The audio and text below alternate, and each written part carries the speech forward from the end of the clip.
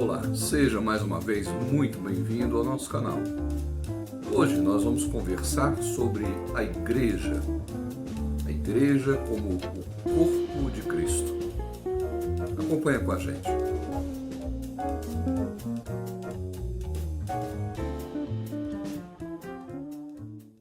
Bom, quando a gente fala de igreja, é preciso corrigir alguns conceitos que povoam a mente das pessoas. Alguns conceitos que as pessoas têm sobre a igreja que não são conceitos corretos. A igreja não é uma organização religiosa. Também não é um prédio onde acontecem reuniões de louvor a Deus. Também não é uma denominação, e muito menos uma igreja local. Quando a Bíblia fala igreja, ela está se referindo ao conjunto de todas as pessoas que confessam a Jesus Cristo como seu único e suficiente Senhor e Salvador. Pessoas que o seguem com fidelidade, de acordo com o ensino da Bíblia. Na Bíblia também nós vamos aprender que é necessário a nós estarmos ligados a uma igreja local, porque é lá o lugar onde vamos aprender, lá é o lugar onde vamos crescer na comunhão cristã, crescer no conhecimento da Bíblia, crescer na adoração a Deus e crescer no serviço cristão. A comunhão, o conhecimento da Bíblia, a adoração e o serviço cristão não podem acontecer individualmente, isoladamente, mas são coisas que só acontecem na vida comunitária. Como filho de Deus, um dos grandes privilégios que você desfruta é o fato de pertencer à família de Deus. Paulo escreveu aos Efésios, lá no capítulo 2, versículo 19, assim, já não sois estrangeiros e peregrinos, mas concidadãos dos santos, e sois da família de Deus. Essa família tem muitos irmãos, e esses irmãos estão espalhados em todas as épocas, em todos os tempos e por todo o mundo. Veja na Bíblia, Paulo escreveu à igreja que ficava em Corinto, Paulo escreveu aos irmãos da igreja de Éfeso, da Galácia, de Filipos, de Tessalônica, de Roma, de Colossos. Esta é a família de Deus. É a família formada por todos os que de coração confessam o nome do nosso Senhor Jesus Cristo. Nesse estudo, nós veremos como um cristão, um novo cristão, pode tornar-se membro de uma igreja local. Como ele pode fazer parte da igreja local? A igreja local é parte da igreja de Deus que se reúne em um determinado lugar. Nós vamos ver também nesse estudo por que devemos fazer parte de uma igreja local. Em primeiro lugar, nós precisamos compreender o que é a igreja local. E nós vamos ver isso na carta que Paulo escreveu aos Colossenses, no capítulo 1, versículo 24. Agora me regozijo nos meus sofrimentos por vós, e preencho o que resta das aflições de Cristo, na minha carne, a favor do seu corpo, que é a igreja. Nesse texto nós observamos que a igreja é o corpo de Cristo. É o veículo através do qual Cristo age na terra hoje, se movimenta, faz o bem. E quando lemos a primeira carta que Paulo escreveu aos Coríntios, capítulo 12, versículo 27. Ora, vós sois corpo de Cristo, e individualmente membros desse corpo. Aqui nós descobrimos que nós somos os membros do corpo de Cristo. Somos nós que juntos nos tornamos o corpo de Jesus Cristo. Em contrapartida, Cristo, em relação ao seu corpo, é o cabeça. Veja o que diz Colossenses, capítulo 1, versículo 18. Ele é a cabeça do corpo, da igreja. Ele é o princípio, o primogênito de entre os mortos, para em todas as coisas ter a primazia. Sim, Cristo é o cabeça da igreja. Isso significa que Cristo é o líder supremo, o líder maior da igreja. É aquele que conduz o seu povo. Então, como é que eu faço para me tornar membro de uma igreja local? Vamos ler Atos capítulo 2, versículo 38. Respondeu-lhes Pedro: Arrependei-vos, e a cada um de vós seja batizado em nome de Jesus Cristo, para a remissão dos vossos pecados, e recebereis o dom do Espírito Santo. Veja que aqui o texto fala de arrependimento e de batismo. Arrependei-vos, e cada um seja batizado em nome de Jesus Cristo, para a remissão de pecados, e recebereis o dom do Espírito Santo. O batismo, a palavra batismo quer dizer mergulho, imersão. O batismo é um ritual que nos remete ao nosso mergulho em Cristo, a nossa imersão no Espírito de Deus, a nossa morte para o mundo, a nossa ressurreição para uma nova vida em Cristo. Veja que nesse texto que nós lemos, as pessoas se arrependeram realmente. E no versículo 41, observe o que aconteceu. Então, os que lhe aceitaram a palavra foram batizados, havendo um acréscimo naquele dia de quase 3.000 pessoas. Assim, o batismo se constitui na cerimônia que marca o início da carreira cristã, marca o início da vida cristã. No batismo, estamos passando às pessoas um significado. O batismo significa que fomos purificados pelo sangue de Jesus. É um sinal de que a graça invisível de Deus nos alcançou.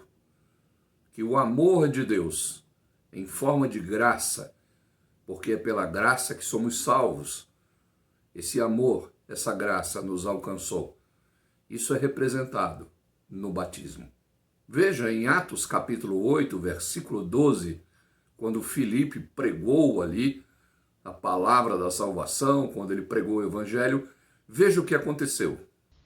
Quando, porém, deram crédito a Filipe, que os evangelizava, a respeito do reino de Deus e do nome de Jesus Cristo, iam sendo batizados, assim homens como mulheres. Após terem crido no nome do Senhor Jesus, homens e mulheres foram batizados ali. Filipe também, em Atos 8, dos versículos 26 a 40, nós encontramos a história de Filipe e do eunuco oficial da rainha de Candace, da Etiópia. Ele ia voltando de Jerusalém para sua terra. Filipe o alcançou, movido pelo Espírito Santo, e observou que ele lia um texto de Isaías. E ele correu, acompanhou o carro que levava aquele oficial e perguntou se ele entendia o que estava lendo. E o oficial disse que não poderia entender se não houvesse quem o explicasse o significado daquele texto. Então Filipe subiu no carro juntamente com ele e explicou a salvação em Cristo Jesus a partir do texto que ele estava lendo. Quando o oficial eunuco compreendeu o significado da cruz de Cristo, no versículo 36, ele mesmo tomou uma iniciativa. Observe. Seguindo eles caminho fora, chegando a certo lugar onde havia água, disse o eunuco: Eis aqui água. Que impede que seja eu batizado? Veja que ao compreender a salvação em Cristo, ele quis ser batizado. E Filipe, então, encorajou aquele homem não só a se batizar, mas a fazer uma confissão oral de sua fé. Veja o versículo 37. Filipe respondeu: É lícito, se creis de todo o coração. E, respondendo ele, disse: Creio que Jesus Cristo é o Filho de Deus. É importante lembrar que o batismo não salva, nem o ato da confissão de fé. Nós já vimos nos vídeos anteriores que a salvação nos é dada mediante o arrependimento e a fé em Jesus. É mediante a graça de Deus. Entretanto, a Bíblia nos ensina que devemos, sim, confessar publicamente a nossa fé e sermos batizados. Estes atos nos identificam como família de Deus, de uma forma aberta a toda a sociedade. Mostra a todos que, a partir daquele momento, somos vistos pelas pessoas como família do Senhor. Depois do batismo, claro, é normal que eu passe a me congregar regularmente numa igreja local. Veja o que diz Hebreus 10, 25. Não deixemos de congregar-nos, como é costume de alguns. Antes, façamos admoestações, e tanto mais quanto vedes que o dia se aproxima. Nós fomos salvos para adorar a Deus. E o lugar da adoração é a casa de Deus, o templo. E fazemos isso juntamente com outros irmãos. Portanto, devemos frequentar a igreja para manter a comunhão com Deus em adoração, para servir de instrumento de edificação dos irmãos e para sermos, claro, também edificados por eles. Pedro, na sua primeira carta, no capítulo 4, versículo 10, veja o texto. Servi uns aos outros, cada um conforme o dom que recebeu, como bons despenseiros da multiforme graça de Deus. Pedro fala que nós somos despenseiros, responsáveis por uma dispensa, onde dispensamos a multiforme graça de Deus a todos quantos precisam. Servimos uns aos outros com o dom ou os dons que recebemos.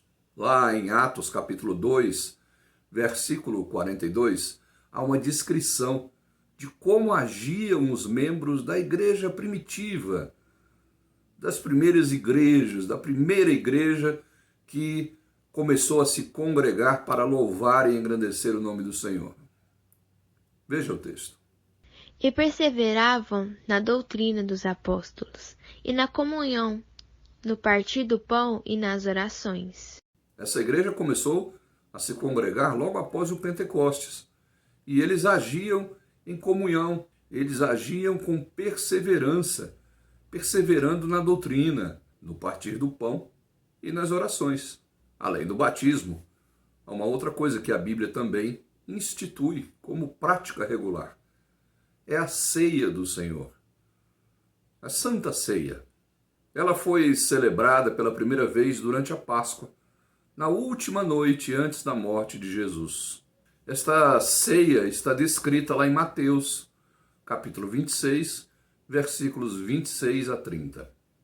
Enquanto comiam, tomou Jesus um pão e, abençoando-o, o partiu e o deu aos discípulos, dizendo: Tomai, comei, isto é o meu corpo.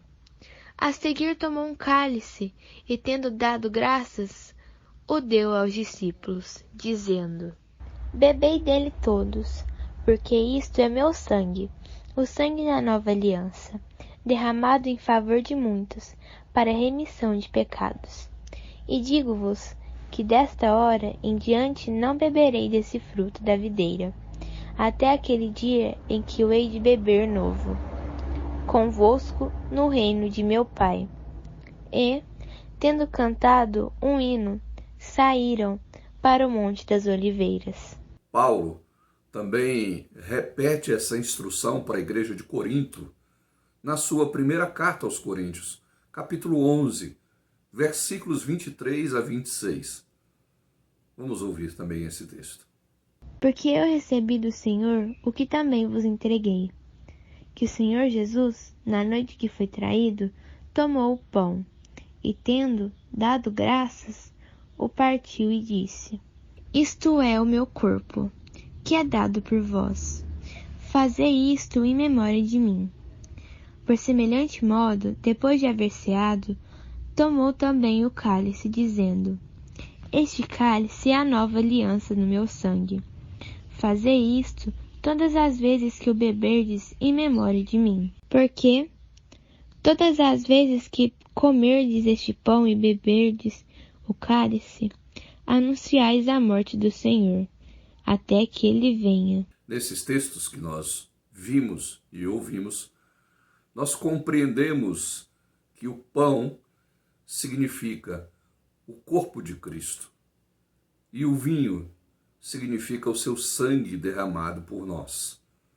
E que a ceia do Senhor é uma celebração que faz duas coisas. Primeiro, anuncia a morte do Senhor. E como anuncia a morte, claro, anuncia também sua ressurreição. E o mais importante é que o pão e o vinho anunciam a nova aliança. Não fazemos parte da velha aliança, da aliança mosaica, da aliança do Sinai, da aliança descrita em Deuteronômio 28, aonde, para termos um relacionamento com Deus, era preciso que nós guardássemos algumas leis. E, quando não guardávamos essas leis, éramos amaldiçoados e não abençoados. Nesta aliança, sacrificava-se um carneiro. Nesta aliança, sacrificavam-se animais, sacrifícios de sangue. Mas o que Jesus vem anunciar na nova aliança, no Novo Testamento, é o sacrifício de si mesmo pelos nossos pecados. E agora não precisamos mais sacrificar animais. Mas o ritual que lembra a nova aliança é a ceia do Senhor, aonde anunciamos a Jesus até que ele volte. E assim, através do batismo, passamos a fazer parte da igreja local, passamos a nos congregar e passamos a anunciar o Senhor através da ceia. Há também um compromisso citado na segunda carta que Paulo escreveu aos Coríntios, no capítulo 9, versículos 7 e 8. Ouçamos o texto.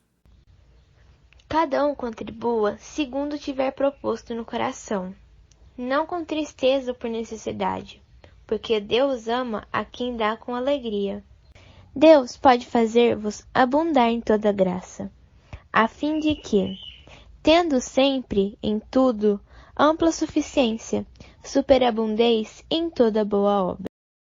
Nesse texto, Paulo nos ensina a manter a igreja local, a colaborar, a contribuir para que ela funcione. Igrejas sérias fazem isso de uma forma séria também. O objetivo dessa contribuição, o objetivo desse sustento da obra de Deus é o crescimento da própria obra. Não é o enriquecimento de ninguém e não é qualquer outra coisa que não seja a glória do nome de Jesus.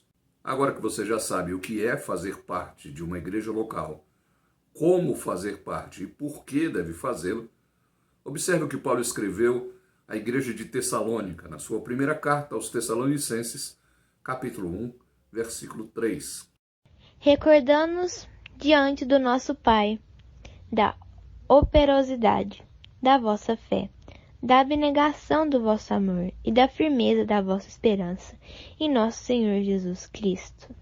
Paulo dá graças a Deus porque esta igreja tinha uma fé operosa, porque tinha um amor abnegado e porque tinha uma esperança firme. Fé, esperança e amor. Paulo fala aos Coríntios que essas três coisas são importantes e que a mais importante delas é o amor. Que você possa se congregar numa igreja onde a operosidade da sua fé, a abnegação do seu amor e a firmeza da esperança em Cristo seja um motivo de alegria para você.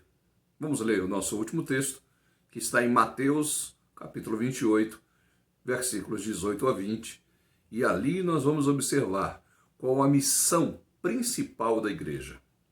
Jesus, aproximando-se, falou-lhes, dizendo: Toda autoridade me foi dada no céu e na terra. Ide, portanto, fazei discípulos de todas as nações, batizando-os em nome do Pai, e do Filho, e do Espírito Santo, ensinando-os a guardar todas as coisas que vos tenho ordenado. E eis que estou convosco todos os dias, até a consumação do século. A igreja existe para fazer discípulos, batizá-los e ensiná-los. Ensinar principalmente aquilo que Cristo ordenou. A mensagem da cruz, a mensagem de Jesus. E agindo assim, Cristo promete que estará conosco todos os dias, até a consumação do século.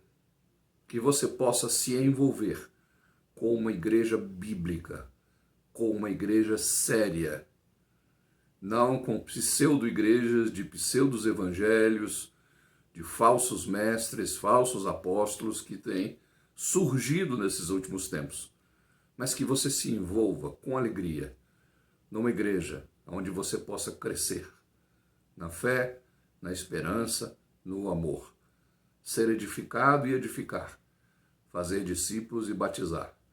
Que Deus te abençoe e até o nosso próximo vídeo.